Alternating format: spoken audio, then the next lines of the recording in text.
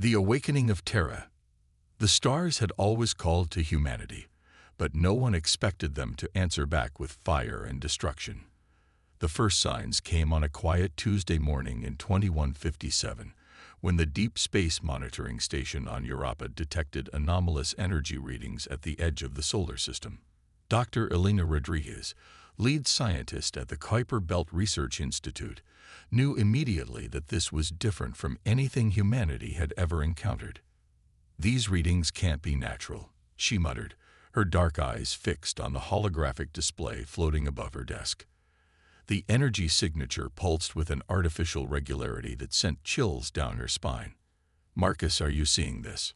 Marcus Chen, her colleague and the station's chief engineer, leaned forward in his zero-gravity chair, his weathered face illuminated by the soft blue glow of the hologram. "Yeah, and I'm getting more. Multiple signatures, moving in formation. This is no accident, Elena." Within hours, the truth became impossible to ignore. Humanity wasn't alone, and their first visitors weren't coming in peace. The Vrixian Empire, a species that had dominated their sector of the galaxy for millennia, had finally turned their attention to Earth's solar system. Admiral Sarah Hammond stood on the bridge of the newly commissioned HSS Prometheus, Earth's first true warship built with technology reverse-engineered from recovered alien artifacts. The vessel represented humanity's greatest achievement, and perhaps their last hope. Unlike the energy-based weapons favored by the Vrixians, the Prometheus utilized principles that the aliens had long dismissed as primitive: gravity manipulation, quantum entanglement, and good old-fashioned kinetic energy. "Status report," Hammond commanded, her voice steady despite the weight of responsibility pressing down on her shoulders. The bridge crew worked with practiced efficiency, their movements precise in the face of humanity's greatest crisis. Multiple Vrixian warships detected entering the inner solar system. Lieutenant James Wong reported from his tactical station. "Their energy signatures match the patterns we've analyzed. They're running hot, weapons charge." Hammond nodded, her silver hair catching the light of the tactical displays. The Prometheus had been built in secret, deep within the asteroid belt, incorporating everything humanity had learned about their potential adversaries.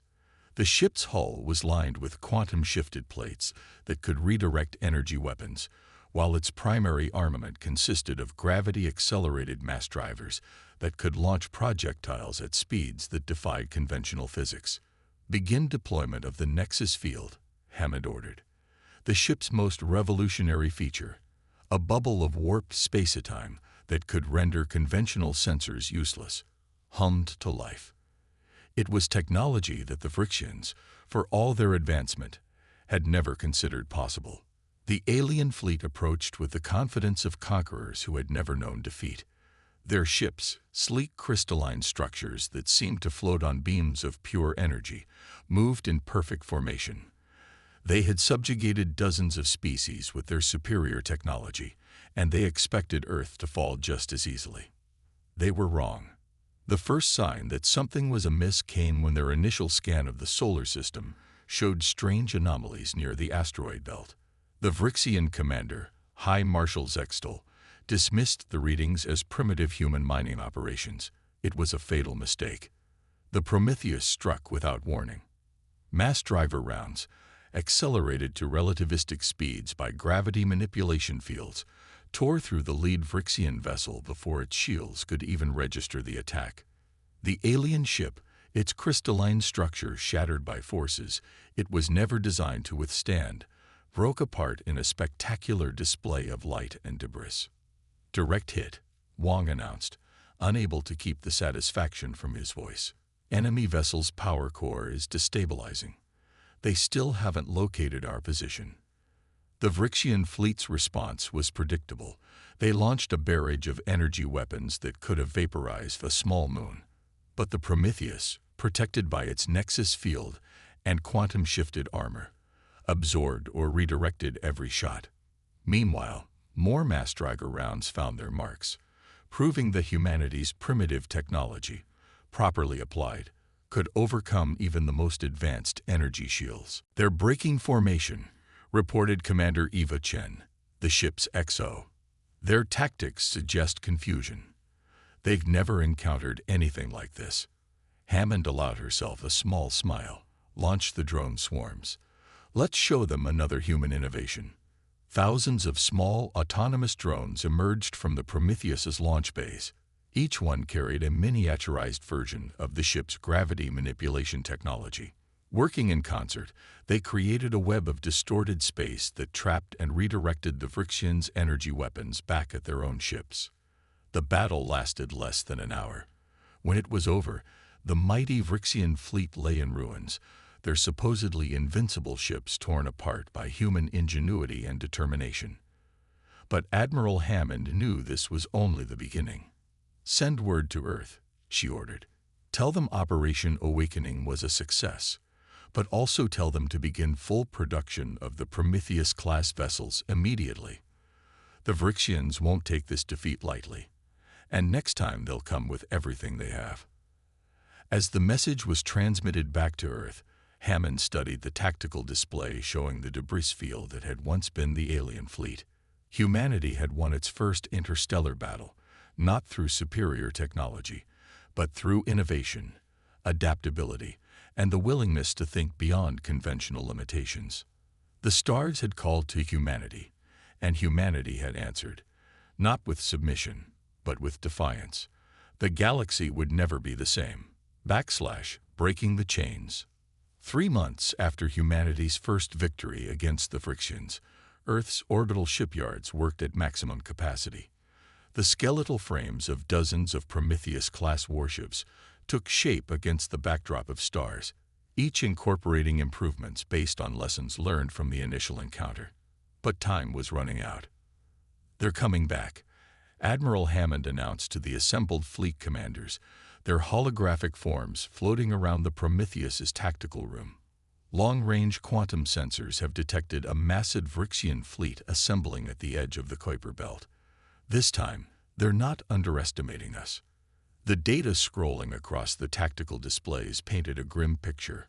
Over 300 Vryxian warships, including 5 of their dreaded world breakers, massive vessels capable of reducing planets to asteroid fields. The aliens had apparently decided that humanity was too dangerous to be allowed to survive. "Project Aegis is ready for deployment," Dr. Rodriguez reported, her hologram flickering slightly with interference. "The quantum entanglement network is stable, and the gravity well generators are operating within expected parameters." "But Admiral," she hesitated, "we've never tested it at this scale." Hammond understood the risks. Project Aegis represented humanity's most ambitious defensive system, a network of quantum-linked satellites that could theoretically create a solar system-wide gravity manipulation field. If it worked, it would give Earth's forces an unprecedented advantage. If it failed, there would be nothing standing between humanity and extinction.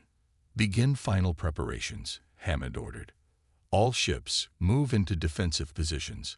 We make our stand at Neptune's orbit." The next 48 hours were a blur of activity as Earth's fleet of 37 warships took up their positions. Each vessel carried improved versions of the weapons and defenses that had proven so effective in the first battle, but Hammond knew they would need more than just superior tactics to survive this encounter. The Vryxian fleet arrived exactly where the quantum sensors had predicted, their ships emerging from faster-than-light travel in a display of power meant to intimidate. Their formation had been modified to account for humanity's mass driver weapons, with overlapping energy shields creating an almost impenetrable defensive screen. High Marshal Zextel's voice boomed across all communication channels, translated by AI systems. "Humans, your resistance has been noted, but it ends today. Surrender now, and we will grant you the mercy of quick extinction. Resist, and we will ensure your species suffers for generations." Hammond's response was to activate Project Aegis. Across the solar system, thousands of quantum-linked satellites simultaneously engaged their gravity well generators. Space itself seemed to twist as overlapping fields of distorted gravity created channels and barriers that the human ships could navigate, but which would trap and redirect enemy vessels. All ships, Execute Operation Prometheus, Hammond commanded. Show them what humanity does to those who threaten our existence. The battle that followed would be studied by military historians for centuries to come. Human warships, using the gravity channels created by Project Aegis, performed maneuvers that should have been impossible, striking at the Vryxian fleet from angles their defensive formation wasn't designed to protect against.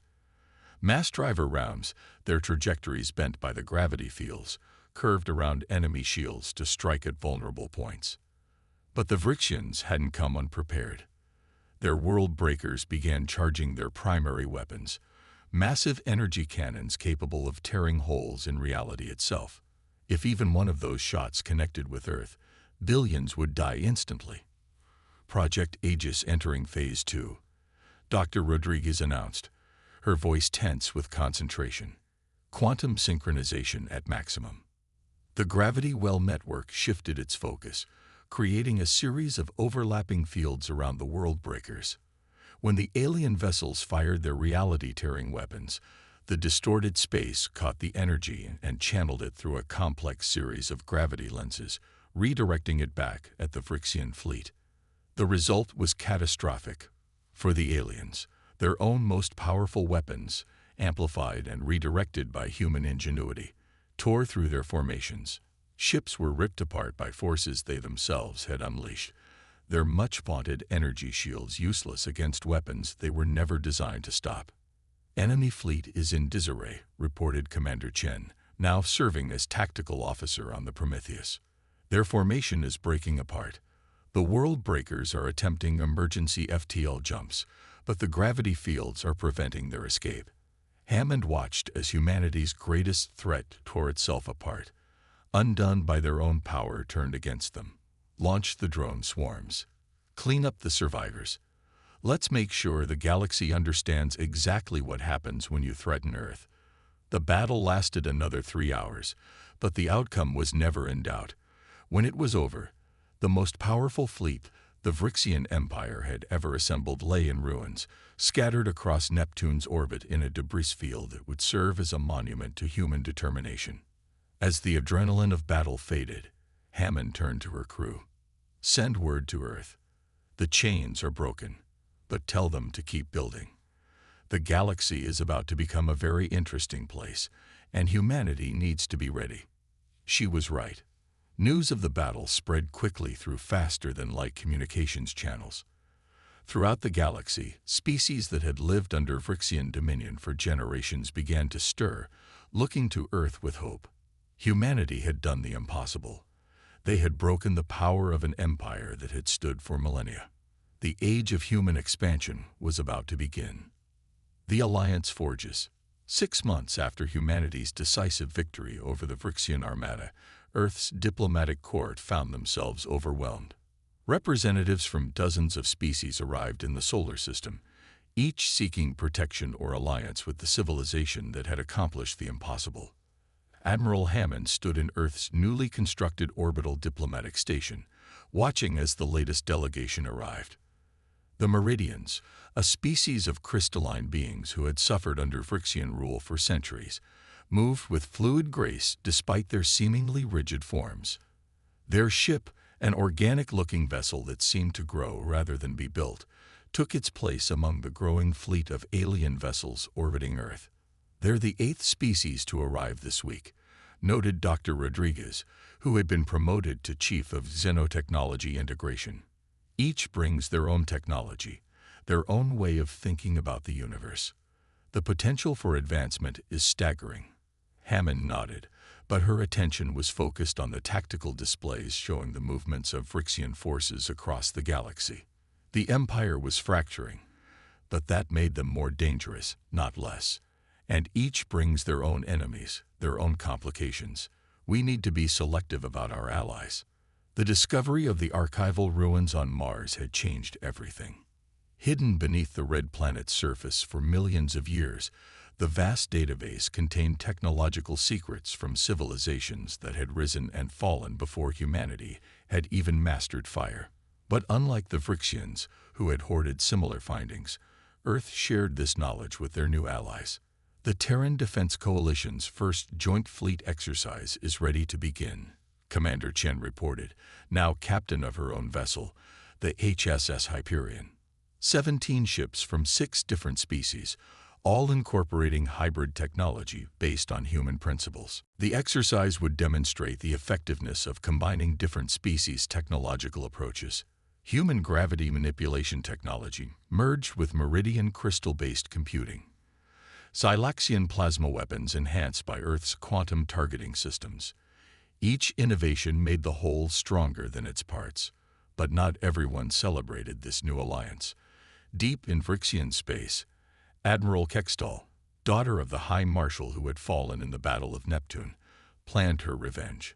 The Empire's research division had been working continuously to counter human technology, and they believed they had finally found a weakness to exploit.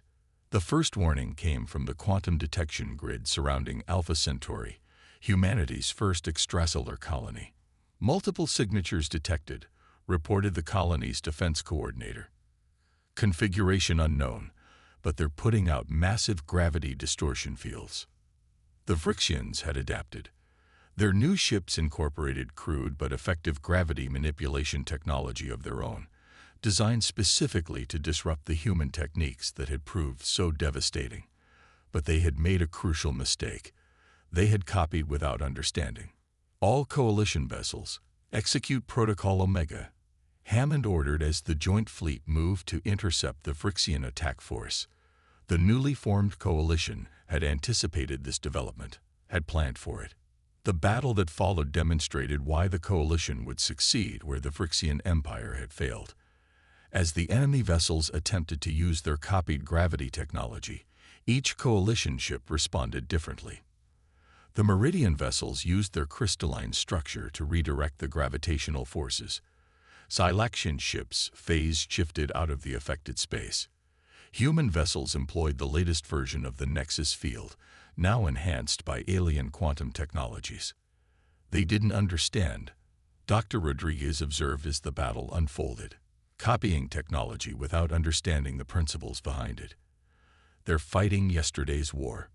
The Vrixian attack force found itself facing not just one innovative approach to space combat, but half a dozen, all working in concert.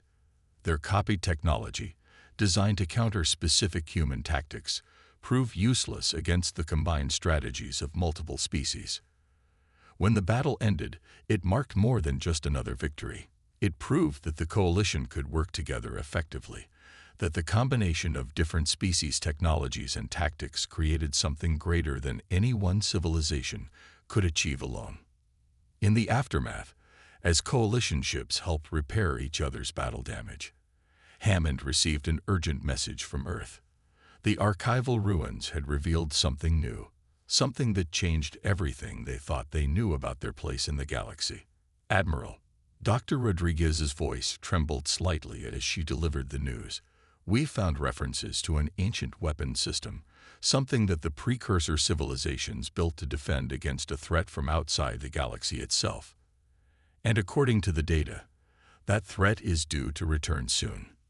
Hammond looked out at the assembled coalition fleet, at the ships of former enemies now working together as allies.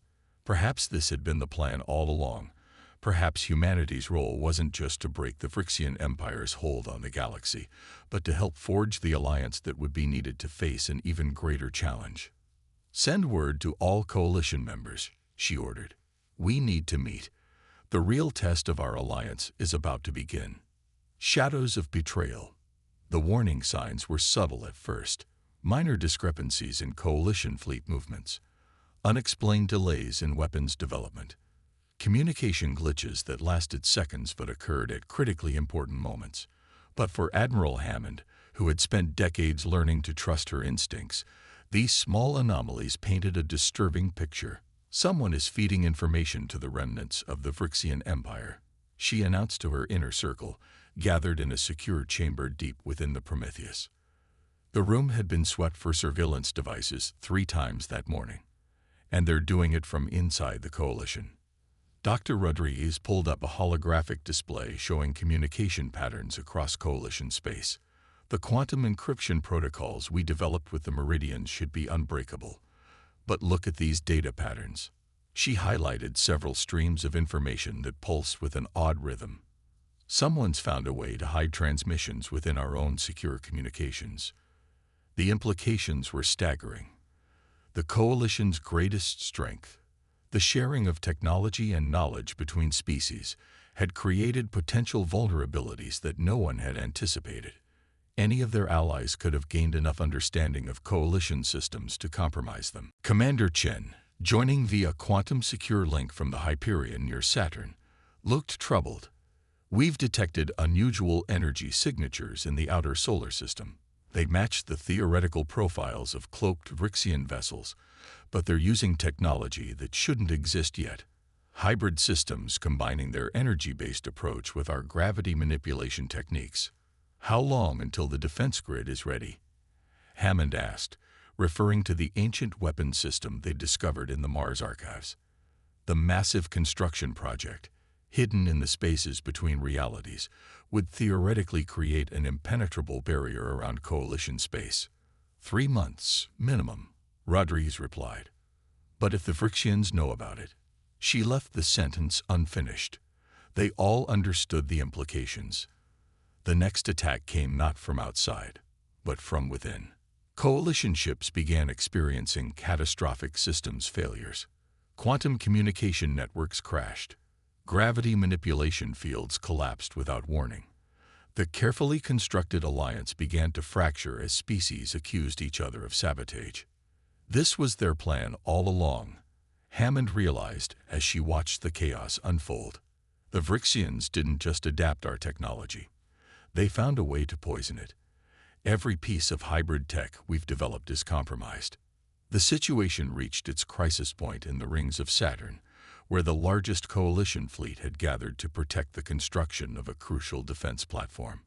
Without warning, ships began turning their weapons on each other as corrupted control systems overrode their crews' commands. All Coalition vessels, power down your hybrid systems immediately. Hammond broadcast on all frequencies. Return to your native technologies only. This is not a suggestion. It's an order. It was a desperate gamble. Shutting down the integrated systems that had made the Coalition so effective would leave them vulnerable. But it was their only chance to regain control. The scene in Saturn's rings became a chaos of ships struggling to purge their compromised systems while maintaining enough control to avoid collisions. The Meridian's crystalline vessels pulsed with internal light as they forcibly ejected human-designed components. Silaxian ships vented plasma as they shut down their quantum-enhanced weapons. In the midst of the chaos, Dr. Rodriguez made a breakthrough. The corruption isn't in the hybrid tech itself, she reported, her voice tight with concentration as she analyzed streams of data. It's in the quantum communication network. They found a way to use our own quantum entanglement protocols to create a backdoor into every system connected to it. Can you trace it? Hammond demanded. Better. I can reverse it. Working with a team of Meridian crystal minds and human quantum physicists, Rodriguez reprogrammed the quantum network.